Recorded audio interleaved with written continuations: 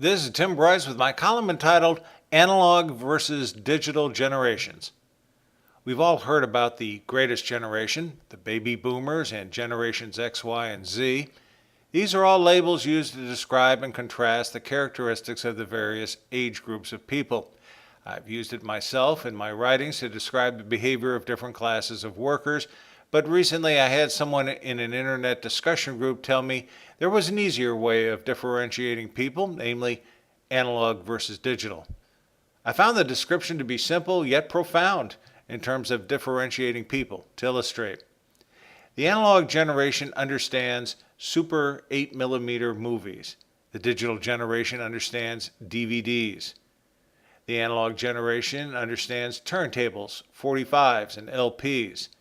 The digital generation understands CDs. Analog understands rotary telephones.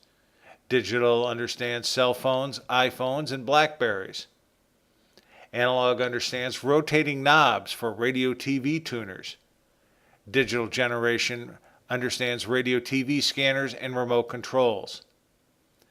The analog generation understands claymation and cartoon animation. Digital understands Pixar animation. Analog generation understands black and white TV. Digital, high definition TV. Analog understands magnetic tape. Digital understands flash drives and memory sticks. Analog understands carburetors. Digital, electronic fuel injection. Analog generation understands cash. The digital generation understands electronic banking. Analog generation understands monitors. Digital generation understands flat screens. Analog understands VHS and beta. Digital generation understands MP3 and AVI. Analog understands cards, Monopoly, chess, and checkers. Digital understands video games. Analog understands landlines, and digital generation understands wireless. And finally, analog generation understands Rand McNally, and the digital generation understands GPS and MapQuest. These comparative lists could go on, but basically under this approach, you are not differentiated by age, but by how well you adapted to technology. And there appears to be a lot of truth in this. Those people shopping for jobs acutely understand this. On your resume, it is becoming more important to list the technology you are familiar with as opposed to your command of the English language or your understanding of business and management.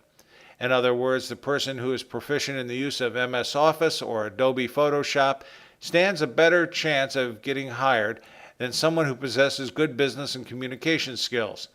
This is like being rewarded for your skill in the use of a calculator as opposed to your basic comprehension of math. The point is, we are defined more and more by our ability to assimilate with our technology than by age or any other factor. This emphasis on technology is another indicator that the human being is being subliminally programmed, not just the computers and equipment we use. A lot of people are unsure as to which generation they belong to.